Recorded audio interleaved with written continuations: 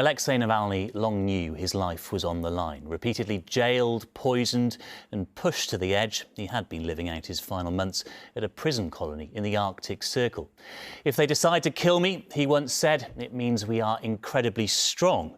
But Russia's opposition, or what's left of it, must now find strength without its de facto leader, following the apparent death today of President Putin's fiercest foe. The official word is that Mr. Navalny felt unwell after a walk. Medics, it's claimed, could not revive him. There is, though, little doubt in the Western world where the blame must lie: the Kremlin regime. Putin himself said Joe Biden is responsible. It was just yesterday that the man Vladimir Putin fears most, Alexei Navalny, appeared by video at a court hearing in Siberia, looking gaunt, thin, but very much alive. He can be seen smiling and cracking jokes with prison officials. Within 24 hours, the only man around whom there was any hope of one day building a democratic Russia was dead. TV newsreaders announcing without further comment the last serious opponent to Putin had collapsed while out walking. Just 2 days ago, Navalny had used Instagram to send a Valentine greeting to his wife. "I feel that you are near me every second," he told her. "I love you more and more." So what happened in the brutal Siberian prison to which he'd been sent in recent months as Putin made his prison terms longer and his conditions ever harsher? At the Munich Security Conference today, an audience in shock at the news gave his widow, Yulia Navalnaya, a standing ovation. Thank you so much. I would like Putin and all his staff, everybody around him, his government, his friends, I want them to know that they will be punished for what they have done. Putin had ordered Navalny's death 4 years ago, an assassination squad impregnating his underpants with the nerve agent Novichok. By a miracle, he survived, his life saved by evacuation to a top German hospital. But he refused to be driven into exile, flying back to Moscow a year later, saying farewell to his wife as he was arrested on arrival to disappear forever into the Russian prison system. Before he went back, he had left this message for his supporters in the event that Putin killed him. Если это произошло, это означает, что мы необыкновенно сильны в этот момент, раз они решили меня убить. Ну и нужно использовать эту силу.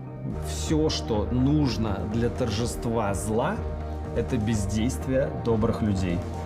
That's the question for Western leaders now, Joe Biden most of all. Will they do nothing? Make no mistake, Putin is responsible for Navalny's death. Putin is responsible. Whether you're looking at increasing sanctions on Russia right now? We're looking at a whole number of options. That's all I'll say right now. Foreign Secretary Lord Cameron, too, was long on condemnation, but so far reluctant to spell out a response. There should be consequences, because there's no doubt in my mind this man was a brave fighter against corruption, for justice, for democracy, and look what Putin's Russia did to him. For as long as Navalny had defied Putin, some believed he could become a Nelson Mandela figure. Those who know the regime well say that's something Putin would never allow.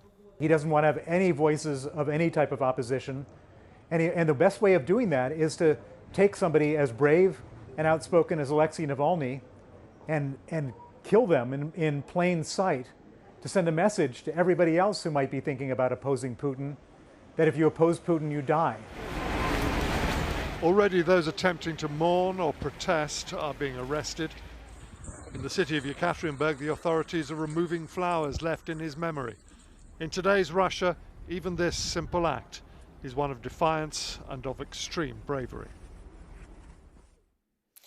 Well, ever since he first came to power nearly a quarter of a century ago, Vladimir Putin's regime has done its best to defenestrate his political opponents, even in some cases, literally. That Alexei Navalny had already been banished to a distant penal colony, yet still met an untimely death, perhaps offers an insight into the president's paranoia.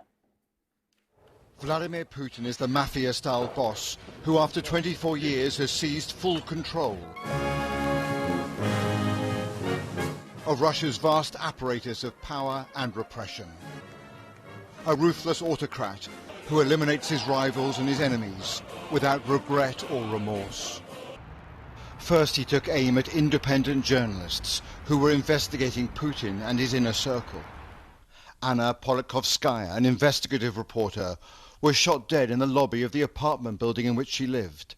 It took place on Putin's birthday.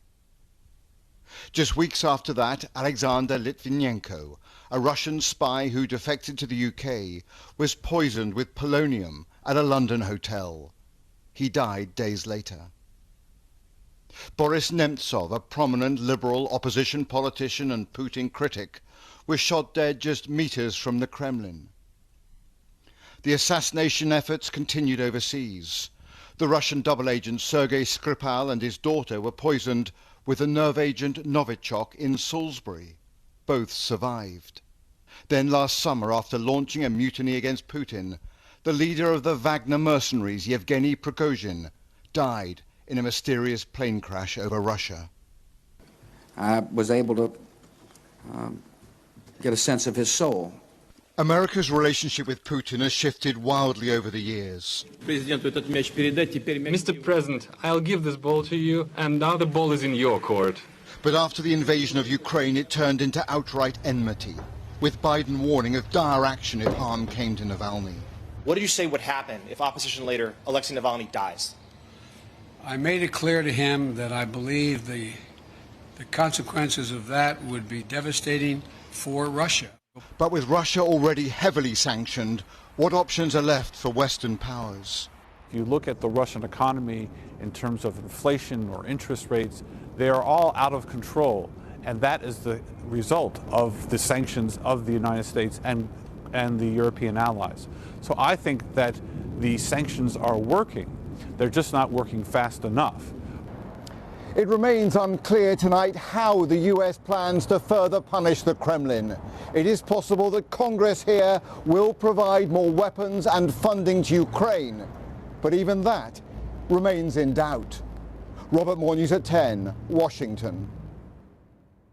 And James is here now. And James, as Robert was saying there, the West can say what it wants, but does it actually make any difference to President Putin? He doesn't seem to be deterred by anything that the West does. Yeah, well, this is one of the problems for Western leaders now. You heard that clip from Joe Biden from 3 years ago. He was asked about that today, and he said, yeah, I mean, disastrous consequences. We've already imposed those because of Ukraine, and therefore, you know, there's limited headroom for the West to act further. And this, when we look at the question, well, why did he kill him now? This may well explain it, that he thinks there's nothing more the West can do to him. There are two areas, though, on which there could be change. Many Russian assets, including $300 billion worth of central bank assets, have been frozen in the West since the Ukraine war started. There has been pressure to liquidate those assets and give them to Ukraine to rebuild itself or to arm itself.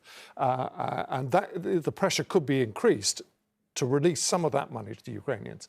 The other point is there are Republicans in America led by Donald Trump, but going on down, who can barely hide their support and admiration for President Putin. Does this embarrass them at all, even some of them, to possibly allow the Ukraine package, aid package that Robert was talking about there, to pass the US House of Representatives and give that vital money and ammunition and arms to the Ukrainians? We shall see, but Robert wasn't terribly optimistic, and I don't think we really have any reason to be either. Yeah, James, an election year, of course, both in America and Russia this year. Thank you very much for that analysis.